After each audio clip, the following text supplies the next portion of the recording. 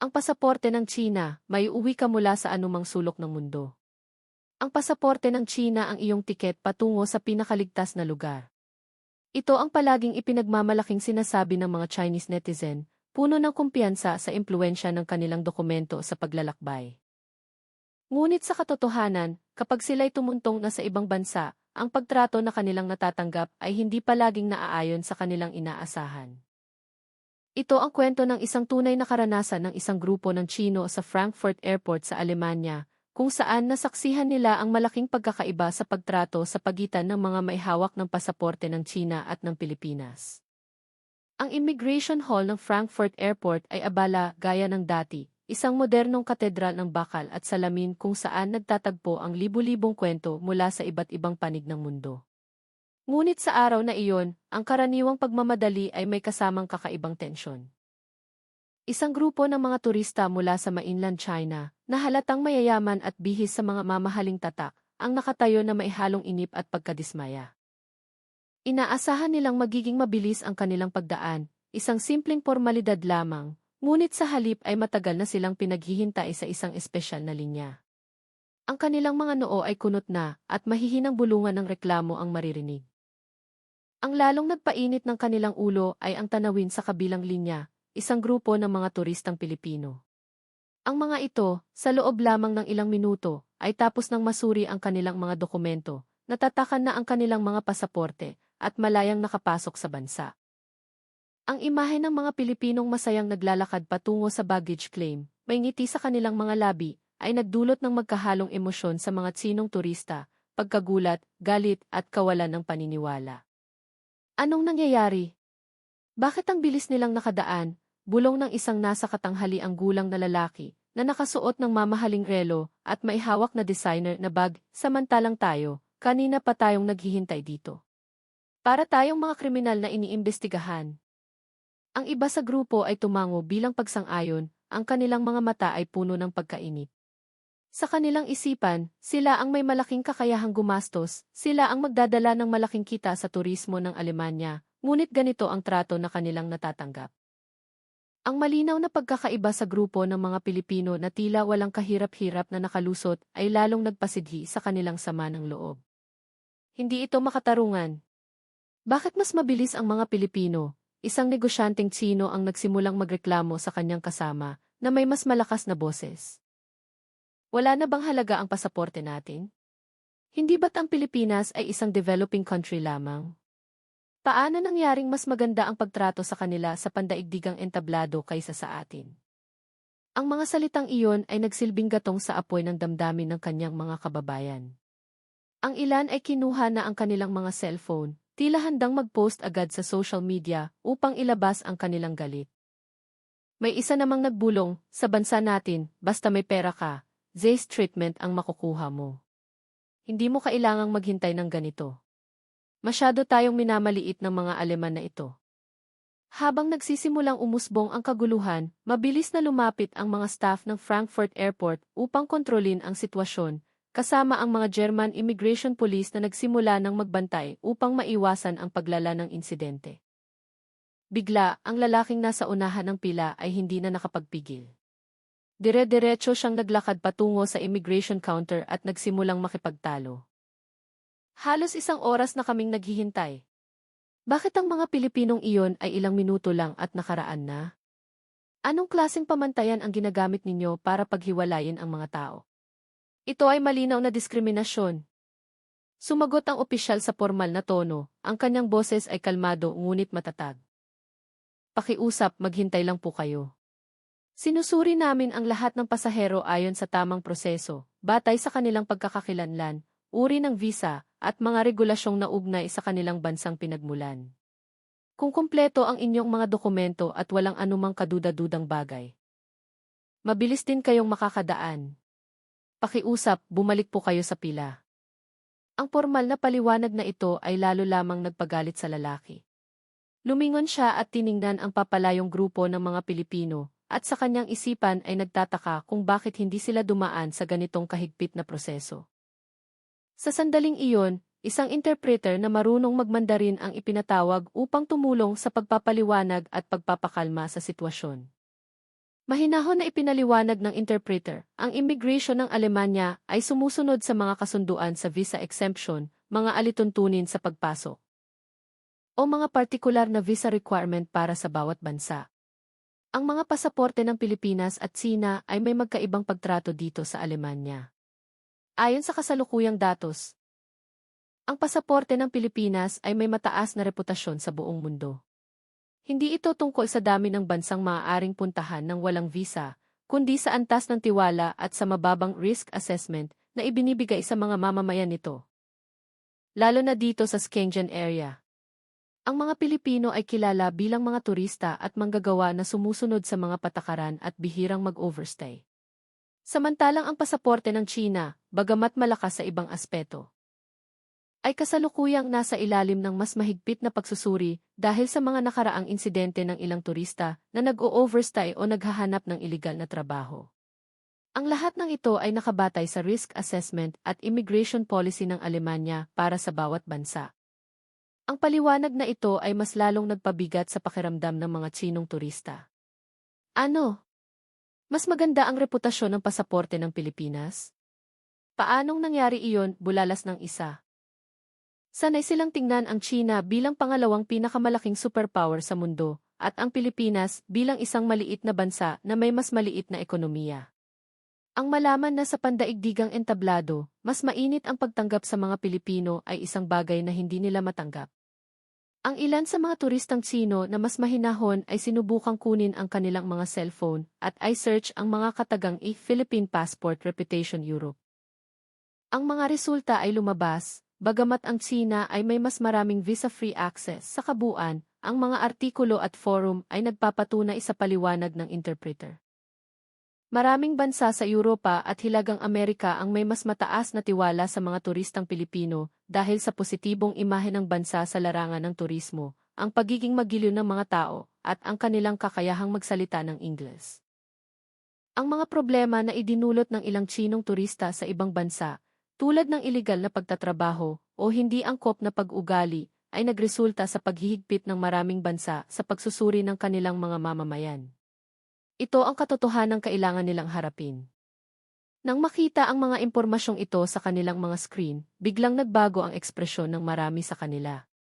Impossible. Kailan pa naging ganito kalakas ang impluwensya ng pasaporte ng Pilipinas? Isang lalaki ang umiling sa kawalan ng paniniwala. Akala ko ba'y tayo na ang superpower ng mundo? Bakit kapag lumalabas tayo ng bansa, mas mababa pa tayo sa Pilipinas? Sa sandaling iyon, isang lalaki na mukhang akademiko ang bumulong sa kanyang katabi. Sa totoo lang, may narinig na ako tungkol dito. Ang pasaporte ng Pilipinas ay may mataas na kredibilidad sa Europa at Amerika dahil sa magandang imahe nila sa buong mundo. Lalo na sa turismo at pagiging palakaibigan ng mga tao. Idagdag pa riyan ang mga problemang nilikha ng ilang grupo ng mga turistang Tsino sa ibang bansa. Ito ang katotohanang kailangan nating tanggapin. Ang kanyang sinabi ay agad na ikinagalit ng kanyang katabi. Anong ibig mong sabihin? Bakit parang kinakampihan mo pa ang iba? Sinasabi mo bang hindi sibilisado ang mga Tsino? Lalong tumindi ang tensyon. Isang dalagang Tsino ang humakbang pasulong at sumigaw sa mga opisyal, kami ay mga mamamayan mula sa isang superpower. Mas malaki ang gagastusin naming pera dito kaysa sa mga Pilipinong iyon. Bakit kailangan ninyo kaming suriin ng ganito kahigpit? Ang kanyang pag-ugali ay nag-udyok sa mga immigration police na lumapit at magbigay ng babala. Pakiusap, pakalmahin ninyo ang inyong sarili, kung hindi ay mapipilitan kaming i-escort kayo palabas ng lugar na ito. Ang babala ay lalo lamang nagpalala sa sitwasyon. Marami ang nagsimulang kunan ng video ang pangyayari, handang i-post ito upang isakdal ang diumano diskriminasyon ng mga Europeo sa social media. Habang nagpapatuloy ang kaguluhan, ang grupo ng mga turistang Pilipino na kalalabas lang mula sa immigration ay naghihintay na ng kanilang mga bagahe. Napansin nila ang komosyon mula sa grupo ng mga Tsino at ang matatalim na tingin na ipinupukol sa kanila. Nagtataka man, hindi nila alam na ang mabilis nilang pagdaan sa immigration ang naging sanhi ng matinding sama ng loob sa kabilang grupo. Para sa mga turistang Pilipino, ang pagpasok sa Schengen area ay isang normal na proseso. Kailangan lang nilang ipakita ang mga pangunahing dokumento tulad ng kanilang return ticket, travel itinerary, o patunay ng kakayahang pinansyal at madali na silang nakakadaan. Sa kabilang banda, para sa mga maihawak ng pasaporte ng China, dahil sa mga alalahanin tungkol sa panganib ng overstaying o iligal na pagtatrabaho, mas mahigpit at masalimuot ang pagsusuri. Nang hindi na makontrol ang sitwasyon, kinailangan ng mga opisyal na ihiwalay ang 2 o 3 Chinong turista na pinakamaingay upang pakalmahin.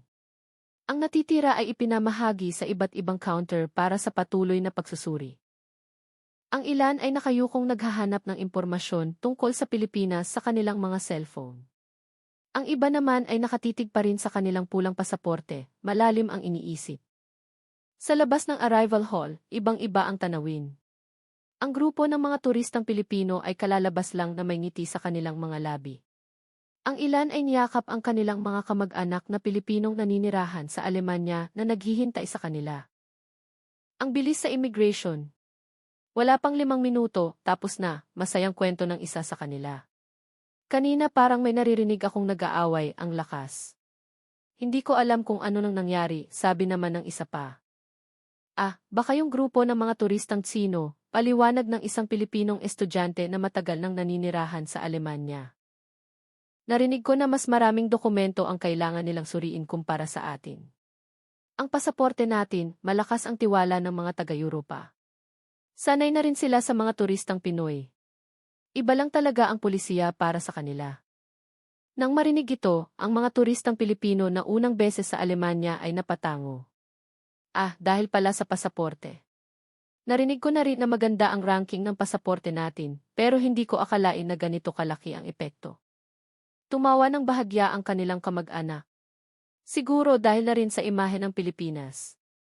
Kilala tayo sa turismo at sa mabuting pakikitungo. Ang China, kahit malakas ang ekonomiya, minsan may mga issue sa imahe.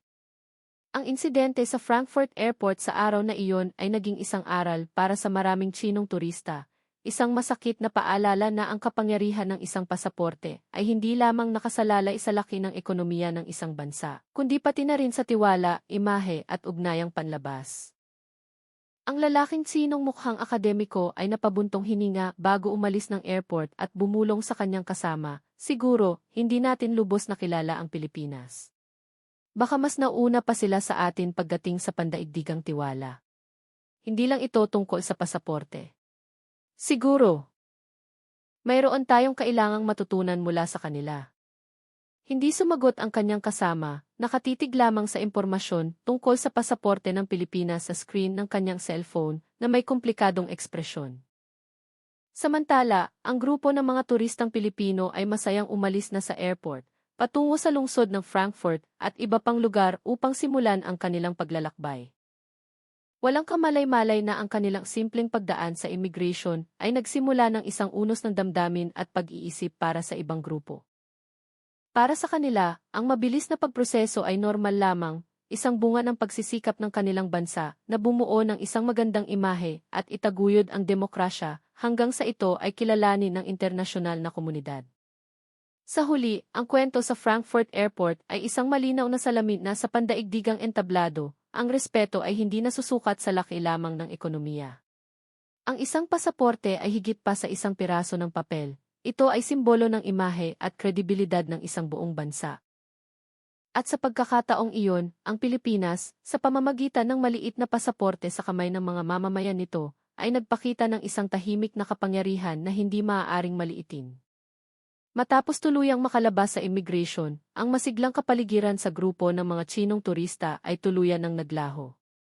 Ang pakiramdam ng pagkabigo at kahihiyan ay nanatili sa kanilang mga puso.